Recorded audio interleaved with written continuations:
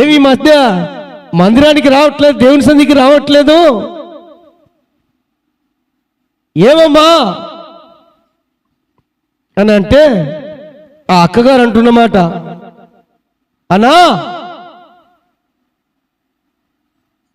నేను ఎంతకాలం వచ్చి దేవుని సన్నిధిలో ఉండి ప్రార్థనలు చేస్తున్నా, నీకే ఎందుకు ఇట్లా జరిగింది, నీకే ఎందుకు ఇంత అన్యాయం జరిగింది, నీకే ఎందుకు ఇంత కుటుంబంలో ఇబ్బందులు వస్తున్నాయి, ఎందుకు నీకే జరిగింది అని అందరూ అంటున్నారన్నా, అందుకు నేను మందిరానికి రాలేదు. ఈ విశ్వాసం అంటారా?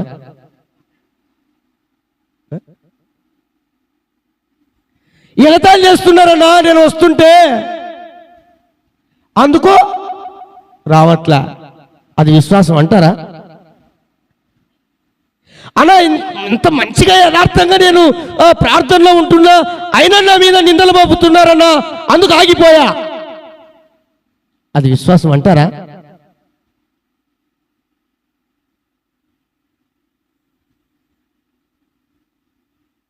అది నిజమైన విశ్వాసం కాదు.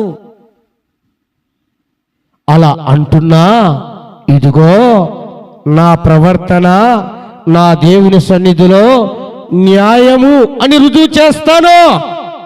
ఇది నిజమైన విశ్వాసం,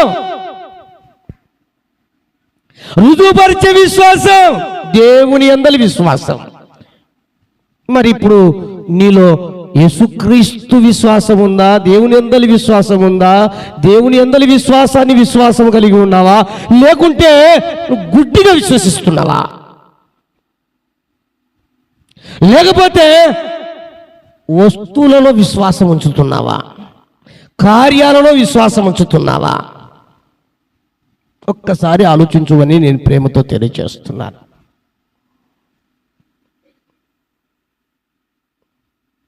నా ప్రియ దేవుని బిడ్డలారా, నేను చెప్తున్న ప్రేమతో, మనిషి నైజం ఎలాంటిదంటే, లోకంలో ఉన్న మనుషుల నైజం, నువ్వు ఎంత భక్తి మంచిగా చేయి, నిన్ను అనుకునేవాడు ఎలాగైనా అనుకుంటాడు. నువ్వు ఎంత యథార్థంగా బ్రతుకు, తిట్టేవారు కొందరు ఉంటారు, పొగిడేవారు.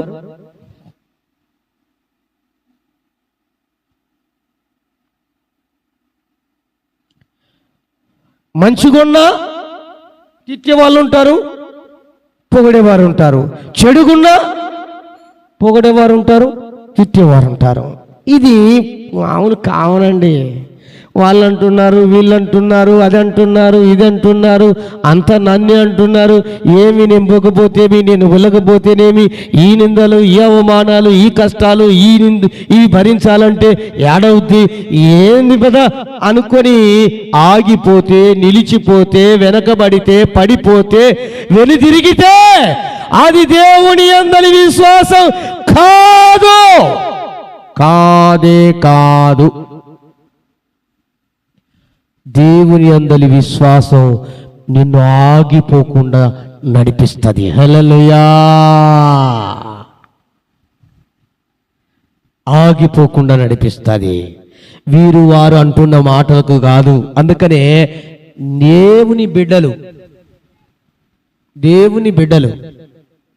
వారు వీరు అంటున్న మాటలకు కాకుండా, లోకం చూసే చూపుకు కాకుండా, లోకములో ఉన్నటువంటి వారికి సంబంధించిన వారుగా కాకుండా, దేవుడు చెప్తున్న మాట హెబ్రీయులకు రాసిన పత్రిక 10వ అధ్యాయం 30వ వచనంలో చూడండి ఒకసారి. 10వ అధ్యాయం 38వ వచనం. 10వ అధ్యాయం 38వ వచనం. నా ఎదుట నీతిమంతుడైన వాడు ఎలా జీవిస్తాడంట? విశ్వాసమూలముగా. ఎవరు? నీతిమంతుడైన వాడు. ఎవరి ఎదుట? దేవుని ఎదుట. బాగా జ్ఞాపకం చేసుకోనండి. మనుషుల ఎదుట మనల్ని ఎవరు ఏమనుకుంటే మనకేంటండి? లోకులు అంతే. ఇప్పుడు దేవుని గురించినటువంటి విశ్వాసం తెలియని వారు, దేవుని గూర్చినటువంటి విషయాలు తెలియని వారు, దేవుని గూర్చినటువంటి కార్యాలు తెలియనిటువంటి వారు ఎన్నో రకాలుగా అనుకుంటారండి. వారితో నీకేం పని? నీతిమంతుడైన వాడు అనగా దేవుని బిడ్డలైన వారు దేవుని ఎదుట విశ్వాసమూలముగా బ్రతుకుతారంతే. ఎవరి కోసమో బ్రతకరు, దేనికోసమో బ్రతకరు, విశ్వాసము ద్వారా బ్రతుకుతారు. నువ్వు దేవుని బిడ్డవే అయితే, నువ్వు దేవుని కుమారుడివే అయితే, నువ్వు దేవుని కుమార్తెవే అయితే, నువ్వు నీతిమంతురాలివే అయితే దేవుని ఎదుట విశ్వాసమూలముగా బ్రతకాలి అంతే. నీ బ్రతుకుకు ఆధారమై ఏమై ఉండాలి? విశ్వాసమై ఉండాలి. దేవుని యందు విశ్వాసమై ఉండాలి. నీకు ఆధారం విశ్వాసమై ఉండాలి. కేంద్రం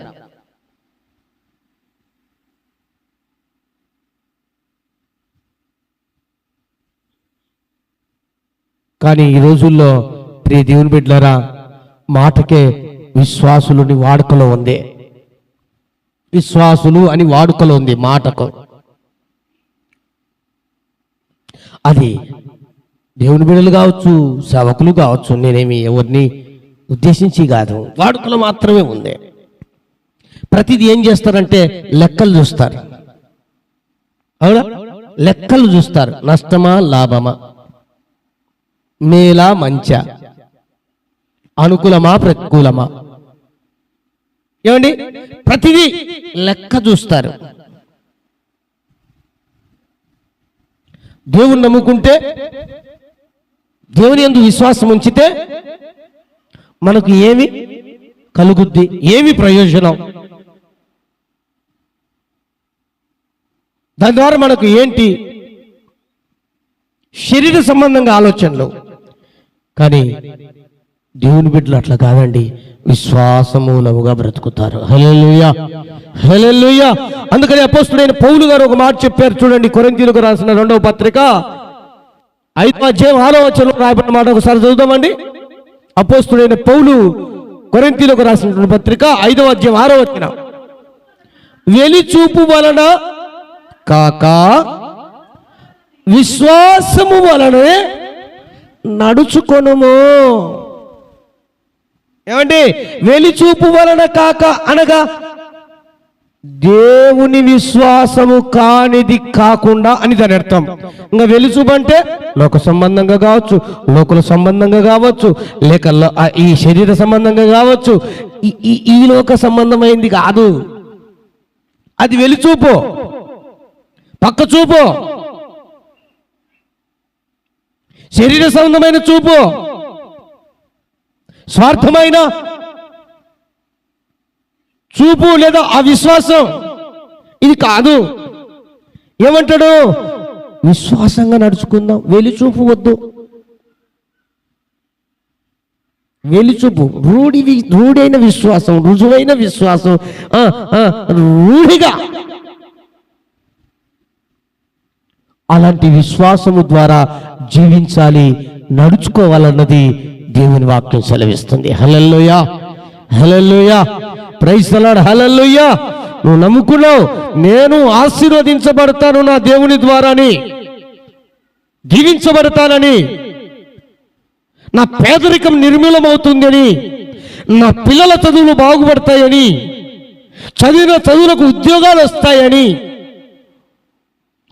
నేను ఒక ఇల్లు కట్టుకుంటానని,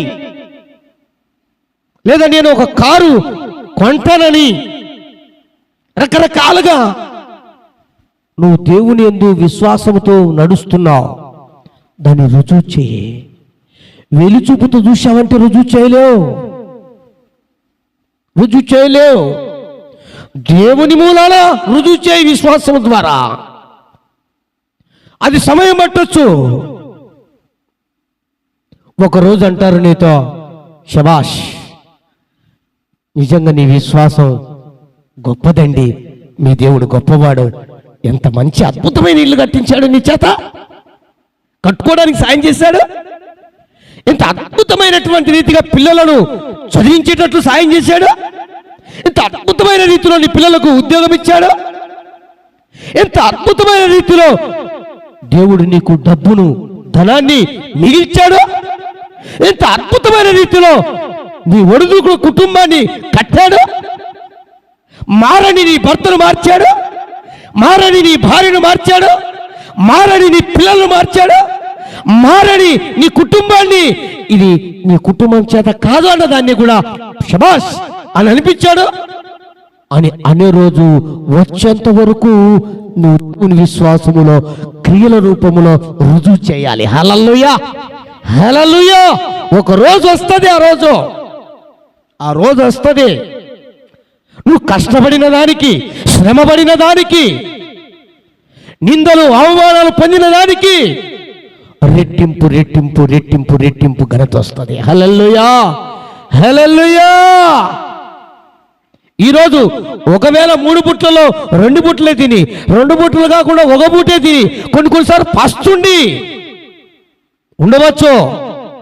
నా దేవుడు మాత్రం అన్యాయస్తుడైన వాడు కాదు, నాకు న్యాయం చేస్తాడని విశ్వాసంతో ముందుకు వెళ్ళు. నీవు కాదు, నీకే కాదు 3 బుట్ల, ఇంకొక 10 మందికి 3 బుట్ల అన్నం పెట్టి వేయగా మారుస్తాడు. హల్లెలూయా, హల్లెలూయా.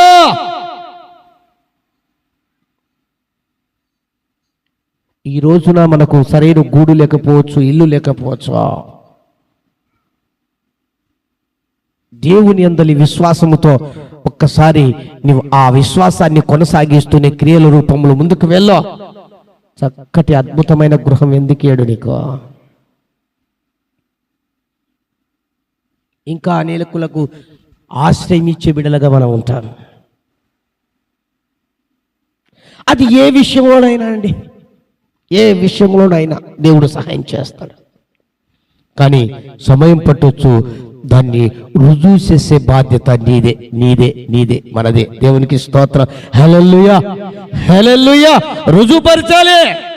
పక్కోళ్ళు అంటున్నారు, ఏమండి ఇక నీ భర్తకు అసలు మార్పు ఉండదులే, ఇంకా ఏది కాదు, వాడు మారేవాడు కాదు, ఆమె మారేది కాదు అని భార్యతో భర్తతో అంటా ఉంటే, పిల్లలు మారేవారు కాదంటే అవును నిజమే, అవును నిజమే, కరెక్ట్ అంటే కుదరదు, రుజువు చేయలేవు. కాదు కాదు కాదు, నా దేవుడు తలుచుకుంటే ఏమైనా చేయగలడా? నా జీవితంలో కార్యం చేసిన వాడు నా భార్య జీవితంలో ఎందుకు కార్యం చేయడు? నా జీవితంలో కార్యం చేసిన వాడు నా భర్త జీవితంలో కార్యం ఎందుకు చేయడు? నా జీవితంలో కార్యం చేసిన వాడు నా పిల్లల జీవితంలో ఎందుకు కార్యం చేయడు? నా కుటుంబంలో కార్యం జరిగించిన వాడు నా రక్త సంబంధికుల కుటుంబాల్లో ఎందుకు కార్యం చేయడు? విశ్వాసంతో మొరపెడదాం, విశ్వాసంతో దేవుణ్ణి ఆశ్రయిస్తాం, విశ్వాసంతో దేవుని సన్నిధిలో కనిపెడదాం అని నువ్వు ముందుకు వెళ్ళు. ఆ విశ్వాసాన్ని, దేవుని విశ్వాసాన్ని కనపరచు. దేవుడు ఎందుకు ఒకానొక దినాన ఆ రుజువును రిజల్ట్గా మార్చడం చూద్దాం. దేవునికి స్తోత్రం. హల్లెలూయా, హల్లెలూయా. దేవుడు ఖచ్చితంగా ఆయన రుజువు చేస్తాడు. నీ విశ్వాసము, నువ్వు అనుకున్నది, నువ్వు నా యందు విశ్వసించింది నిజమేమ్మా, ఇది చూడు రిజల్ట్ ఇది అని చూపిస్తాడు ఒక రోజున. దేవునికి స్తోత్రం. హల్లెలూయా.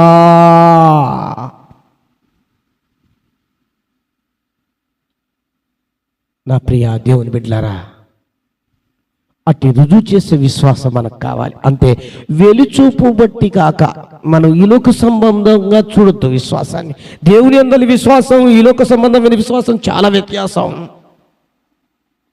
ఈ లోక సంబంధమైన విశ్వాసం ఏ దాంట్లో నువ్వు నమ్మక విశ్వాసం ఉంచావో అది కొంతవరకు ఉపశమనం కలిగిస్తుంది.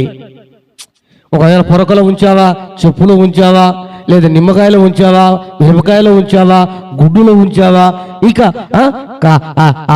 ఆకులలో ఉంచావా, చెట్టుల్లో ఉంచావా, ఇక ఏ దాంట్లో ఉంచావో నాకు తెలియదు. అవి కొంతకాలం ఉపయోగపడతాయేమో ఆ సమయానికి, తాత్కాలికంగా. కానీ దేవుని యందలి విశ్వాసం శాశ్వతంగా ఉపయోగపడుతుంది. హల్లెలూయా. అందుకనే అదే కొరింథీయులకు రాసిన పత్రికలో మొదటి నుంచి చదివితే చక్కగా రాయబడింది. ఆ పరలోక సంబంధమైన విశ్వాసము శాశ్వతమైనది, పరలోక సంబంధమైనటువంటి కార్యాలు శాశ్వతమైనవి, ఇహలోక సంబంధమైనవి, ఈ లోక సంబంధమైనవి, ఈ లోక సంబంధమైనవి ఏమాత్రము కూడా అవి దేవుని యొక్క కార్యాలకు సమము కావో. మీరు చదువుతూ వస్తే ఆ విషయాన్ని అక్కడ ఆ సందర్భంగా చెప్పిన మాటే, వెలిచూపును బట్టి కాకుండా విశ్వాసము మూలముగా నువ్వు నడుచుకున్నాడు దేవుడు. లోక సంబంధంగా విశ్వసించిన వారు నడవడానికి లేదు, ఆత్మ సంబంధంగానే నడవాలి. హల్లెలూయా, హల్లెలూయా. కనుక జ్ఞాపకం చేసుకుందాం నా ప్రియ దేవుని బిడ్డలారా. లాభ నష్టాలు అనుకూలమా ప్రతికూలమా అని, లేదంటే లెక్కలు చూసే విశ్వాసంలో అడుగులు వేయొద్దు. ఇది సరైన విశ్వాసము కాదు. రుజువు చేసే విశ్వాసమే సరైన విశ్వాసం, క్రియలతో కూడిన విశ్వాసమే సరైన విశ్వాసం. ఒకానొక దినాన ఆ ఫలితాన్ని చూపించేదే దేవుని యందలి విశ్వాసం. అట్టి విశ్వాసంతో నేను నడవాలని దేవుడు కోరుకుంటున్నాడు, మనం నడవాలని ఆశపడుతున్నాడు. అట్టి విశ్వాసం మూలముగా జీవించాలని దేవుడు ఆశపడుతున్నాడు. ఇక దేన్ని బట్టి నువ్వు విశ్వాసంలో ముందుకెళ్ళొద్దు, కేవలం యేసుక్రీస్తునందలి విశ్వాసము ద్వారా నేను అడుగులు వేయాలి. హల్లెలూయా, హల్లెలూయా. యేసుక్రీస్తునందలి విశ్వాసము ద్వారానే జీవించాలి. హల్లెలూయా. ఇక దేన్ని బట్టి కాదు. యేసుక్రీస్తునందలి విశ్వాసం కాకుండా కాస్త నీ చూపు అలా పక్కకి వెళ్ళిపోతుందనుకో, మారిపోతుంది, పద్ధతులే మారిపోతాయి. మరలా లోకం వచ్చేస్తుంది నీలోనికి, మరలా లోకం వచ్చేస్తుంది నీ కుటుంబంలోనికి, మరలా లోకములో ఉన్న సంప్రదాయ పద్ధతులన్నీ వచ్చేస్తాయి నీలోనికి, నీ కుటుంబంలోనికి. అందుకు దేవుడు అంటాడు, వెలిచూపును బట్టి గాక విశ్వాసము ద్వారానే నడుచుకోవాలి. హల్లెలూయా. దేవుడు అద్భుతమైన రీతిలో కార్యం జరిగిస్తాడు. అయితే హెబ్రీ పత్రికలో కొందరి విశ్వాసుల వీరుల జాబితాను దేవుడు అక్కడ రాసించాడండి. ఎందుకంటే ఆలనాటి భక్తులు విశ్వాసమును బట్టి ఎన్నో సాధించారు, ఎన్నో కార్యాలు సాధించారు, విజయాలను సాధించారు. నీలాగా నాలాగా మనలాగా దేవుని యందు విశ్వాసము ద్వారా ఎన్నెన్నో కార్యాలు సాధించారు, ఎన్నెన్నో విజయాలు సాధించారు. విశ్వాసుల జాబితా అక్కడ రాయబడింది. చూడండి, హెబ్రీయులకు రాసిన పత్రిక 11వ అధ్యాయం 33వ వచనం చూద్దామండి. ఆ విశ్వాసము ద్వారా రాజ్యాలను జయించారంట, నీతి కార్యాలు జరిగించారు, వాగ్దానమును పొందారు, సింహాల నోళ్లను మూశారు, అగ్ని బలాన్ని చల్లార్చారు, ఖడ్గ జ్వాలను తప్పించుకున్నారు, బలహీనులుగా ఉండి బలపరచబడ్డారు, యుద్ధములో పరాక్రమశాలురా. ఇది అన్యుల సేనను పారతోలి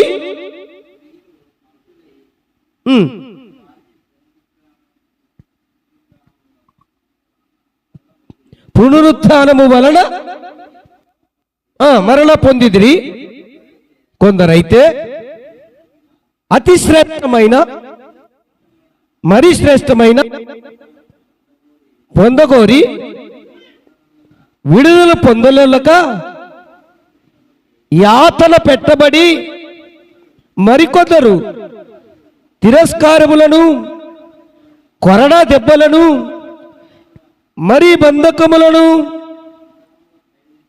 ఖైదును అనుభవించిరి, రాళ్లతో కొట్టబడిరి, రంపములతో కోయబడిరి, శోధింపబడిరి, ఖడ్గముతో చంపబడిరి, గొర్రె చర్మములను మేక చర్మములను వేసుకొని దరిద్రులై ఉండిరి, శ్రమపడి హింస పొందుచు అడవులలోను కొండల మీదను గుహలలోను స్వరంగములలోను తిరుగులాడుచు సంచరించేరే.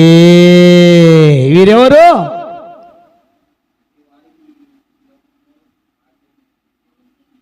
యోగ్యమైనది కాదు. ఎట్టివారికి? ఈ విశ్వాసుల వీరులకు.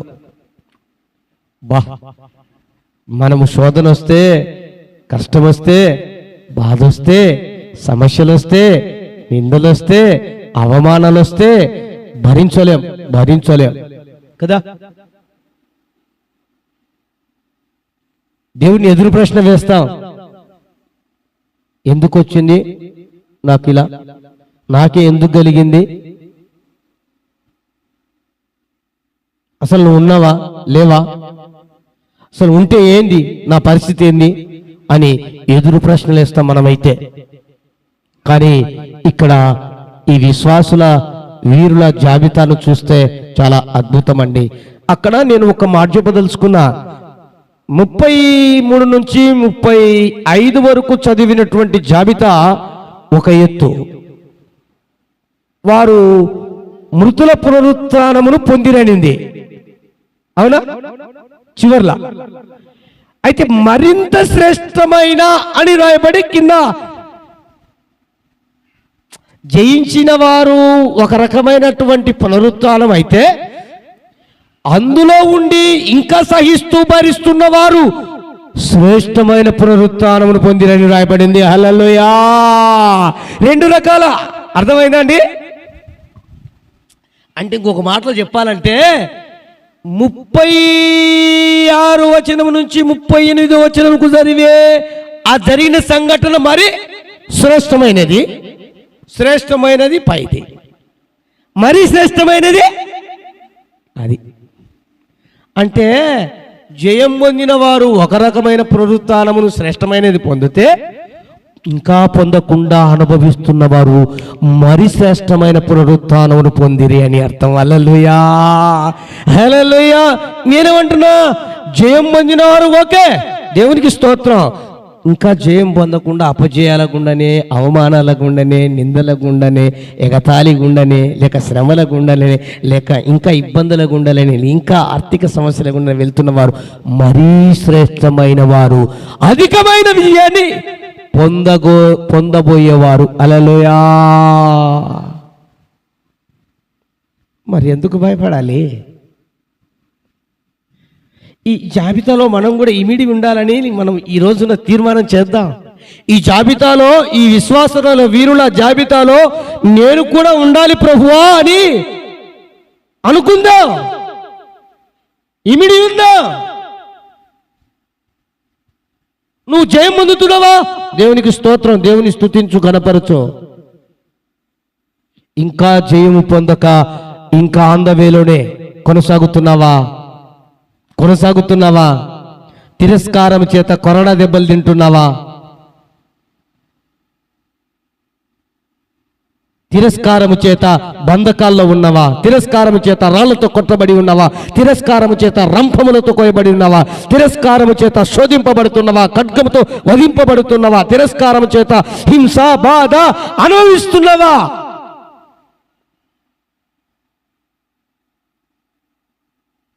నువ్వు మరింత శ్రేష్ఠురాలు. హల్లెలూయా, హల్లెలూయా. నువ్వు మరింత శ్రేష్ఠుడు అండి. మీకు ఆ విషయం తెల్లా? శోధింపబడుతున్నావా? నువ్వు ఈ లోక భాగ్యం కంటే దేవుని భాగ్యం గొప్పదని తలంచిన దానము, తలంచిన వాడావు. బాధించబడుతున్నావా?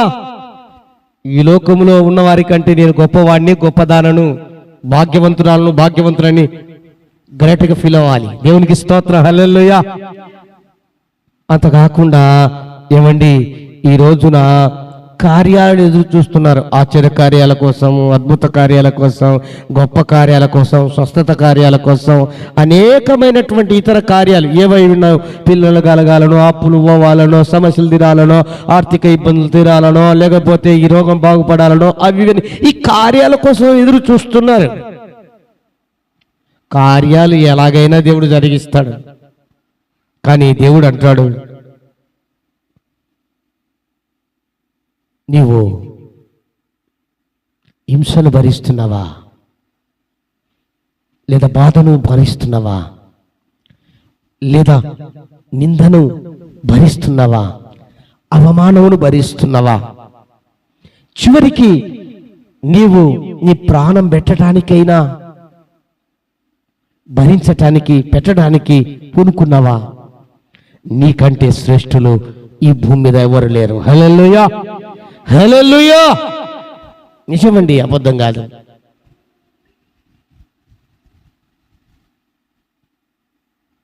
ఇలాంటి తిరస్కారమునకు గురైనటువంటి భక్తులు చాలా మంది ఉన్నారు బైబిల్ గ్రంథంలో.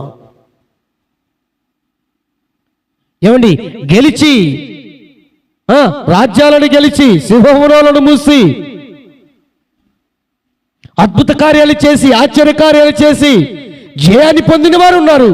ఇంకా మరికొందరు రాళ్లతో కొట్టబడి, హింసించబడి, బాధించబడి, రంపములతో కోయబడి హతసాక్షి అయిన వారు కూడా ఉన్నారు.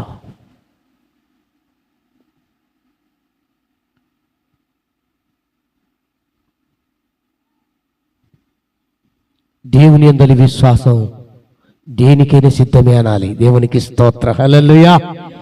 జయం పొందుటకైనా సిద్ధమే, అపజయాల గుండా వెళ్ళి అధికమైన జయాన్ని పొందడానికి కూడా సిద్ధమే అని ఉండాలి. దేనికైనా సిద్ధమే అని ఉండాలి. శ్రమలకైనా సిద్ధమే, కష్టాలకైనా సిద్ధమే, హింసకైనా సిద్ధమే, అవమానానికైనా సిద్ధమే, లేదా అన్నిటి మించి వాటిని అధిగమించి రెండంతల అద్భుత ఆశ్చర్యకాలను పొందడానికి కూడా నేను సిద్ధమే అన్నంత దేవుని యందలి విశ్వాసం నీవు కలిగి ఉండాలి. హల్లెలూయా, హల్లెలూయా. కనుక జ్ఞాపకం చేసుకుందాం, ఇట్టి విశ్వాసం పౌలులో ఉన్నది గనక పౌలు గారు చెప్తున్నారు,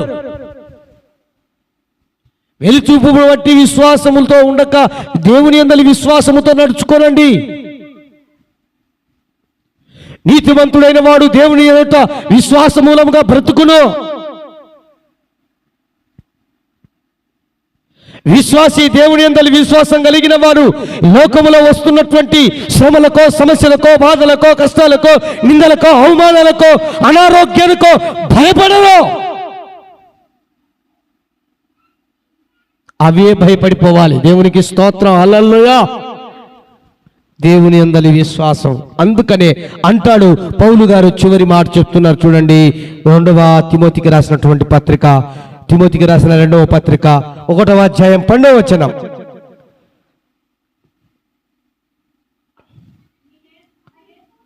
ఆ హేతువు చేత ఈ శ్రమలను అనుభవించుచున్నాను గాని అబ్బో నేను నమ్మిన వారిని ఎరుగుదును గనక సిగ్గుపడనే పడనా.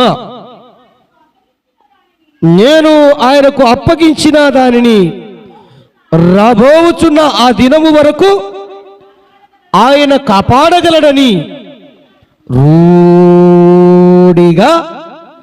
దేవునికి స్తోత్రం. హల్లెలూయా. ఇంత శ్రమ పడుతున్నా, ఇంత కష్టపడుతున్నా, అయితే నేను నమ్మిన వారిని నేను ఎరుగుదును, సిగ్గుపడను. ఈ కష్టాల్లో ఉన్నానని, ఈ బాధల్లో ఉన్నానని, ఈ సమస్యల్లో ఉన్నానని, ఈ అవమానంలో ఉన్నానని, ఈ దుస్థితిలో ఉన్నానని నేను సిగ్గుపడను. ఎందుకో నేను నమ్మిన వారిని నేను ఎరుగుదును. కనుక నేను ఆయనకు అప్పగించిన దానిని రాబో దినం వరకు ఆయన కాపాడునని రూఢిగా నమ్ముచున్నాను. దేవునికి స్తోత్రం. హల్లెలూయా, హల్లెలూయా. గుడ్డి నమ్మకం కాదు, గుడ్డి నమ్మకం కాదు. ప్రారంభములో ఏ విధంగా నమ్మావో, ప్రారంభములో ఏ విధంగా విశ్వసించావో, ఆయన రాకడా దినము వరకు కూడా నీ విశ్వాసం, నీ నమ్మకం ఎలా ఉండాలి? ఆయన కాపాడుతాడు నన్ను అని, ఆయన నన్ను విడిపిస్తాడు అని, ఆయన నన్ను పోషిస్తాడు అని, ఆయన నన్ను అవమానాల నుంచి, ఆ హెగతాలి నుంచి, ఆ గేలిల నుంచి విడిపించి నాకు పేరును కలగజేస్తాడు, మంచి పేరు అని. ఆయన దినము వరకు నేను ఆయనకు అప్పగించిన దానిని కాపాడుతాడని రూఢిగా నమ్మాలి. నిజమైన విశ్వాసం, నిజమైన నమ్మకం అదే అండి. ఇక మధ్యలో వస్తూ పోతుంట వాళ్ళంతా అర్థం అంటే దేవుళ్ళకి వస్తుంటారు, పోతుంటారు, పరిస్థితులను బట్టి, స్థితిగతులను బట్టి. అవి కుటుంబాల పరిస్థితుల, వ్యక్తిగతంగా నాకు తెలియదు, కానీ వాటిని బట్టి వస్తూ పోవడము, పోవడము, లేక కొంతకాలం నమ్మడం, కొంతకాలం నమ్మకపోవడం, ఇది సరైన విశ్వాసం కాదు దేవుని యందు, సరైన నమ్మకం కాదు దేవుని యందు. రూఢైన విశ్వాసం, రూఢైన నమ్మకం. ఈ నమ్మకం లేకపోతే వద్దు, పో, ఇంతకుముందు ఎలా ఉన్నావు అట్లనే ఉండు.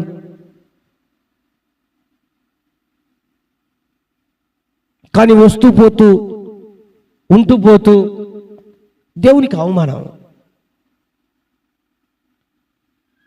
నీ నమ్మక విశ్వాసం ఎలా ఉండాలంటే దేవుని యందు మనందరిది ప్రాణం పోయినా పర్వాలేదు, ఆయన దిన రాకడ వరకు నేను నమ్మకంగానే ఉంటాను. అది ఎలా? రూఢిగానే నమ్మకంగా ఉంటాను అన్న నమ్మక విశ్వాసం కలిగి ఉండాలి.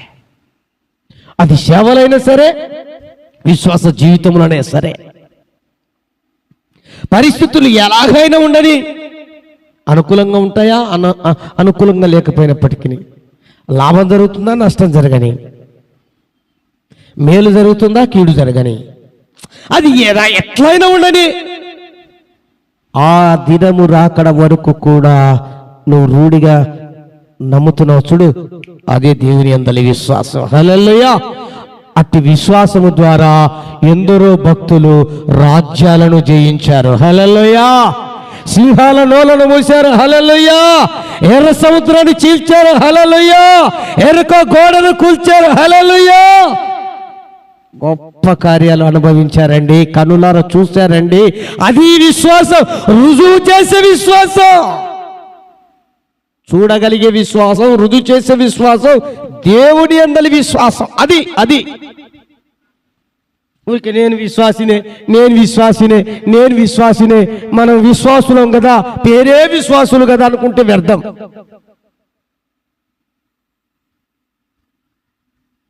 లోకంలో ఎంతోమంది ఉన్నారు అలాంటి వాళ్ళు. వారి విషయాల్లో కూడా, వారి జీవితాల్లో కూడా, వారి కుటుంబాల్లో కూడా కార్యాలు జరుగుతున్నాయి, కానీ అవి శాశ్వతము కావు. దేవుని యందలి విశ్వాసము ద్వారా జరిగే కార్యాలు శాశ్వతమైనవి. హల్లెలూయా. హల్లెలూయా. అట్టి విశ్వాసం ఈ రోజునైనా మనం కలిగి ఉండాలన్నదే దేవుని యొక్క కోరికండి. దేవునికి స్తోత్రం. హల్లెలూయా. కనుక దేనికి భయపడొద్దు. దేవుడు తన్ను విశ్వసించిన వారి విషయాలలో ఏ కార్యాలైనా జరిగిస్తాడు అనడానికి రుజువు విశ్వాస వీరుల జాబితానే మనకు నిదర్శనం.